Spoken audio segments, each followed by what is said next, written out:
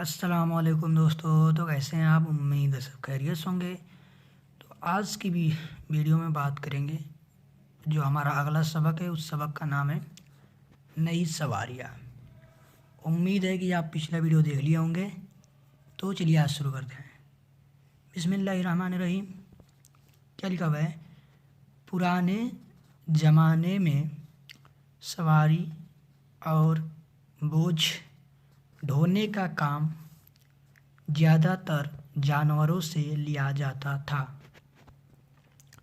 लोग घोड़े और ऊँट पर सवार होकर दूसरे शहरों का सफ़र करते थे।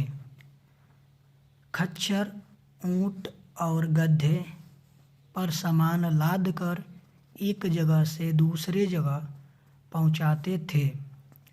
जब कभी दूर दराज मकाम पर जाना होता तो राह में कई महीने गुजर जाते थे।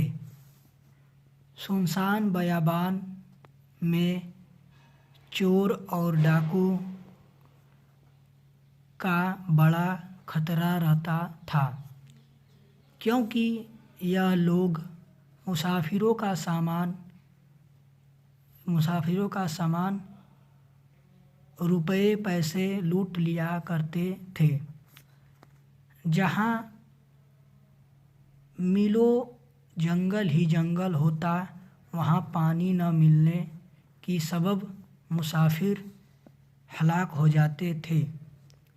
जो लोग लगातार पैदल चलते उनका पाँव में छाले पड़ जाते थे। गर्ज उस ज़माने में सफ़र करने वाले बड़ी बड़ी मुसीबतों का सामना करते थे, लेकिन इस ज़माने के लोगों पर अल्लाह ताला ने करम फरमाया कि इंसान को नई नई सवारियाँ बनाने की समझ दी।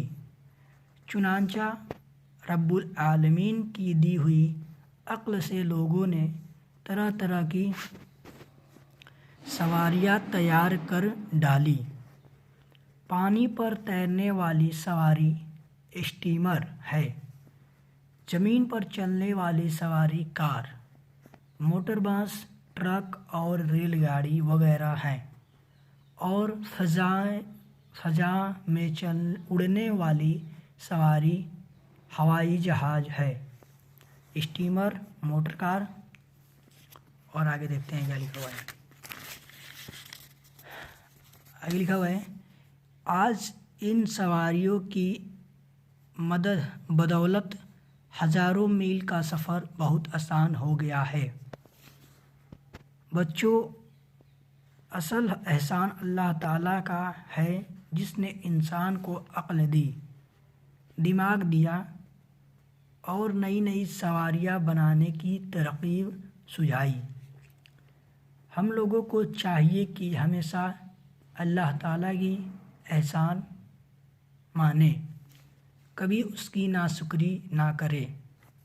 सवाल दिया गया कुछ, पुराने ज़माने के लोग कौन सी सवारी पर सफ़र करते थे? इस ज़माने में सफ़र क्यों आसान है? लंबे जंगल में सफ़र करने वाले लोग क्यों हलाक होते थे? इसको सवाल है, इसका जवाब आप कमेंट में दीजिएगा। आशा करता हूँ आपको समझ में आएगा कैसे पढ़ा जाता है। नहीं समझ आए तो प्लीज़ वीडियो को रिवाइंड करके देखिए। मिलते हैं नेक्स्ट वीडियो में, तब तक के लिए खुदा हाफिज़।